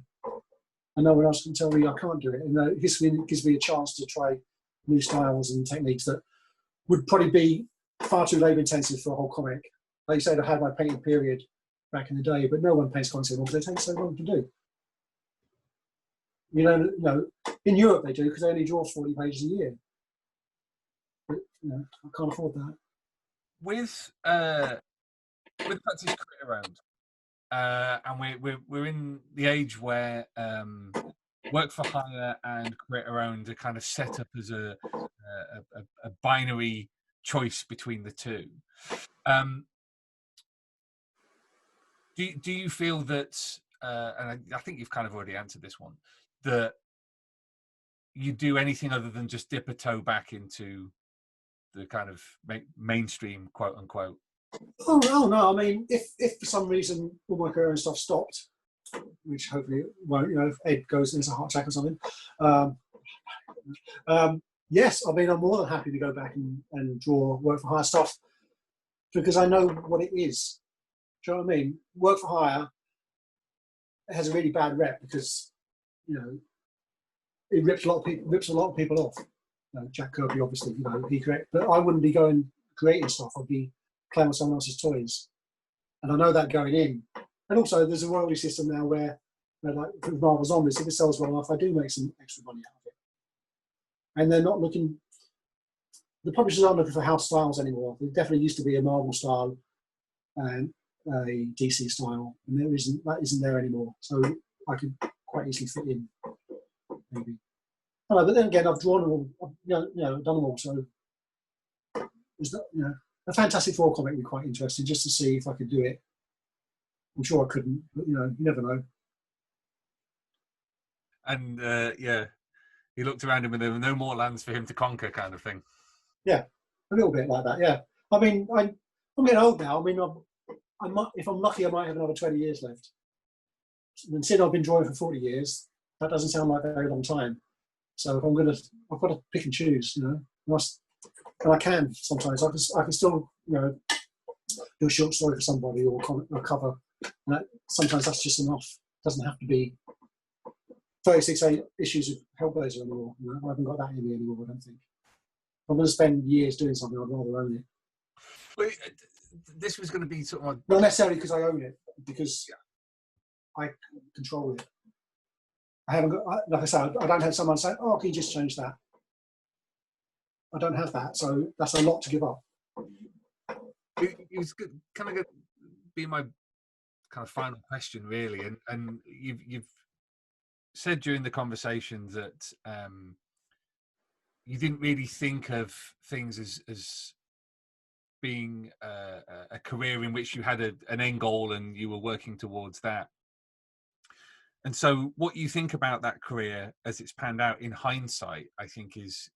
Oh yeah, I've definitely got somewhere where I should be, yeah.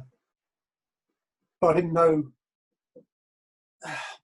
It's a weird thing, because, you know, when I started all those years ago, there wasn't a career path. There wasn't creator-owned comics, really, unless you're talking the undergrounds. Love and Rockets started after I started, you know, so I've been doing it that long. So there wasn't really a way of doing that. It wasn't until relatively recently that was a viable thing. 25 years ago when Image started, they wouldn't be interested in anything like Criminal. You know, it was all superhero stuff still. It's hard. Yeah, in hindsight, yeah, I mean, it feels like the perfect career. If only I was rich too, then it would be the career. Yeah. Do you think a significant element of it is timing?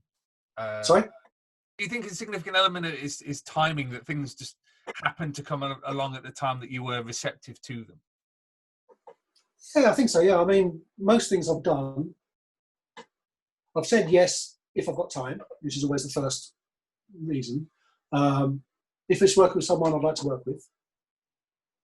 And a distant third is the money any good? You know, because in comics, the money is relatively terrible compared to any other type of illustration. You know, if I could spend my time drawing record covers or DVD covers, something like that, the money's so much better. But I wouldn't like it so much. I like making comics. I really like taking someone's script and turning it into a comic, because it's not a comic until it's been drawn. Before then, it's just a script, isn't it? So, is there a final land to conquer? Is there one thing that you feel you would love to do if you had the opportunity? I don't know. I mean, not in comics. No, I mean, I think I've done everything I wanted to do. I just want to carry on doing more of it. I don't feel the need to stop. You know, if suddenly tomorrow I didn't have to work anymore because I didn't need the money, I'd still probably make comics, but I'd make them a lot slower. And maybe I wouldn't necessarily write my own stuff, but I might have a bit more input on that subject. I mean, I've been doing that a little bit recently. I mean, the next thing that Ed and I have got out is Pulp, which is out end of July. It's never come out a couple months ago. And that's a Western, because I quite fancy drawing a Western. So I said to Ed, might be a Western, but it's not really got much.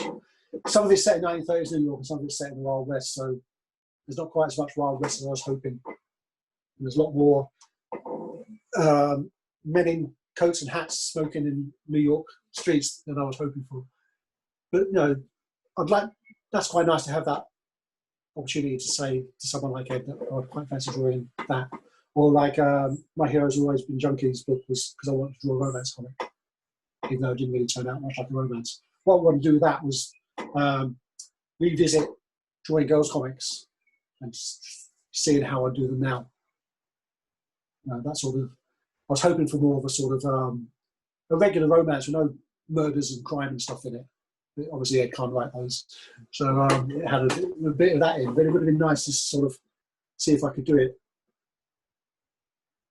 So apart from that, no, I think I've done it all. But hopefully, I've got years to go. Well, in terms of your style, you've clearly settled on a style with which you're comfortable. You're quick enough that you're happy with the pace, and you still have avenues with which to experiment in terms of your painting and things like that. Do you think there's somewhere for your style to still go, or are you just happy with where it is? Oh no, there's always somewhere for it to go. Yeah, I mean, I want it to look like I didn't do it. Mostly, it's always a disappointment. Very, very occasionally I'll do something and think, bloody hell, that's better than it was in my head. But that's like once a year, maybe, if that. The rest of it is like, oh God, not again. So it'd be nice just to be able to get it pure. But I don't know what that is until I get there. It's not like I sat down 30 years ago and thought I want to draw like I do now. It just sort of went that way through all the influences I've had over the years, everything I've looked at, other artists, talking to other artists about stuff helps, definitely. And the opportunities that come along to sort of push you in different directions. Like I said before, when I've occasionally had inkers, I've had Bill Sienkiewicz, Klaus Janson, and Kent Williams ink me, and Duncan Fegredo. And they've all brought something to my work that I didn't know was there. So I could think, I could take that and then apply that later on to my own stuff. So there's always opportunities like that. I don't know. I'd like to get better at it more and not worry about it so much. On those days, I'd like more days when I think I'm great, and less days when I think I'm terrible. We'd all like days like that, to be honest. Yeah. Only as far as work goes. Yeah. I mean, I'm great the rest of the time, obviously. But, Brilliant, Shawn. I've taken up far too much of your time, but thank you for that. It's been such a pleasure to be able to chat. It has been a pleasure. I'll hopefully see you again in real life soon.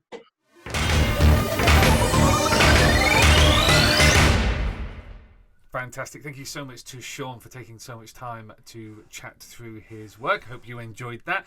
On the next episode, we're going to be talking to a couple of guests. Keck W, who is the writer of The Order and numerous other 2000 AD series. We're going to be talking about The Order and its kind of history-bending meta-narrative. I was going to be talking to Dave Schilling, who is, he's a sports journalist and is a writer in America, but he's a 2000 AD fan. And we're going to be talking about The Cursed Earth, that classic Judge Dredd story. So it's great to get his perspective on that. We will see you next week when hopefully there'll be slightly less noise in the background. But do help spread the word about the Thrillcast Earthlets. We do appreciate your support. Subscribe on whatever service you have for your podcasts. And don't forget that we are also on YouTube. We will see you in a week's time. And until then, take care of yourself, take care of each other, and splendid Vertigo.